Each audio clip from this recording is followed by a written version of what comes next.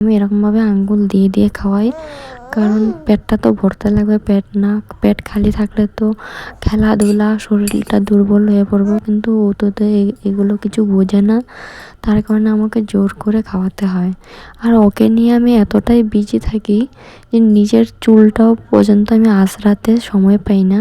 তো চিরুনি আমি করি নাই সকাল থেকে, আর এখন বিকেল হয়ে গেছে। বিকেল মানে কি দুপুর বিকেল হবেই, তো এখনও আমি চুলটা আঁচড়াই নেই। তো ওকে খাওয়াইলাম, খাওয়ানোর পরে ভাবলাম আমি চুলটা আগে আঁচড়াই নিই। তারপর বিকাল দিকে এদিকে এদিকে অল্প ঘুরতেও যেতে লাগে, কারণ ঘরে থাকতে চায় না। এখন ওর ভাবগুলা দেখবা, ও কীরকম করে ঘরে না থাকার তার ভাম। ঘরে আর থাকবো না, বহুত ক্ষণ হয়ে গেছে থাকতে, যখন ঘরে থাকতে চায় না তখন ওই টাইমটার মধ্যে অনেক দুষ্টুমি করে, ঘরে থাকবো না, তাই এরকম আমরা ঘাটটা নাচিতেছে। তো আয়সা বললাম একটু বাইরের দিকে। তো বাইরের দিকে তো পুরো ভিডিওটা আমি করতে পারুম না, জাস্ট একটু নাজারাটা আমি দেখাইতেছি। আজকে একটু বৃষ্টি বৃষ্টি ভাব, মনে হয় বৃষ্টি হইবই। আর এটা আমাদের নতুন ঘর যেটা আরম্ভ হইতেছে, কিন্তু পুরো ক্লিয়ারলি হয় নাই। তো আয়সা বললাম আমার ঘরে এখন আসলাম, সন্ধ্যা হয়ে গেছে। তো ঠাকুর ধূপ ধুনা দিয়ে আমি মিষ্টি নিয়ে আয়সা বসলাম। ডেলি দিন এরকম টাইমে ওর সঙ্গে মানে সময়টা একটু কাটাই। আগে তো কাজ করতে থাকতাম বা মোবাইলে সিরিয়াল কিছু একটা দেখে সময়টা পাস হয়ে যেত। এখন আমি সেটা করতে পারি না। ওর কারণে যখন খাই মোবাইলটা নিবো বা অল্প শুমো, তখন খাই ও এসে আমার উপরে এসে পড়বে, এটা করবে ওটা করবে, আমার হাত থেকে মোবাইলটা নিয়ে যাবে গা। মানে কীভাবে যে সময়গুলো, কীভাবে দিনগুলো আরম্ভ হয়, কীভাবে দিনগুলো শেষ হয়, কিছুই যেমন বোঝা যায় না যখন থেকে মিষ্টি আমার লাইফে আসলো। কীভাবে দিনগুলো কেটে যাচ্ছে, কীভাবে দিনগুলো চলে যায়, কীভাবে ওর দুষ্টুমিগুলো এই দুষ্টুমিগুলো কিন্তু ও বড় হয়ে যখন দেখবে এই ব্লগগুলো, ও কিন্তু মিস করবে কি দুষ্টুমি করে এখন।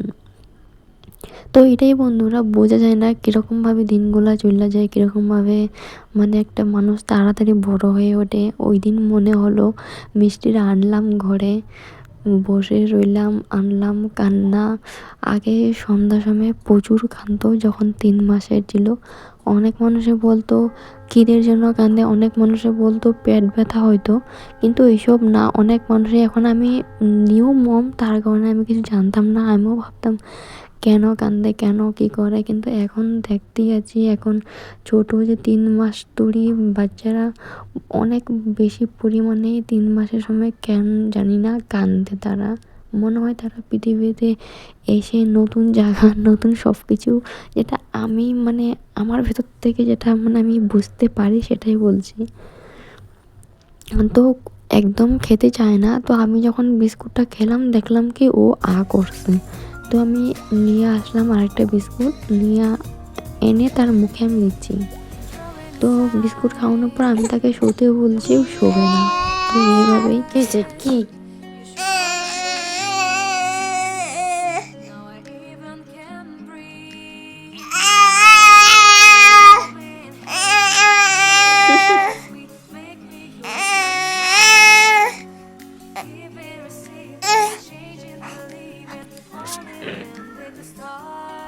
তো রাতের পর যখন ওর বাবা আসলো, দেখো পাপার সাথে খেলা আরম্ভ। যখন ওর পাপা ঘুমায়, বাবার সাথে এরকমভাবে ডেলি একটু খেলবে, খেলার পর ওর ঘুম মানে হয়।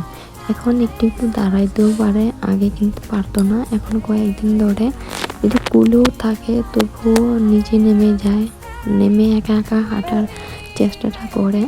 কিন্তু ও সব কিছু লেজি, একটু না হলে এরকম টাইমে কিন্তু 1 বছর হতে চলেছে, এরকম টাইমে একটু দৌড়াদৌড়ি, একটু হাঁটাহাঁটি যথেষ্ট করতে হয়। কিন্তু সবগুলো তো এক হয় না, সেটাই আর কি।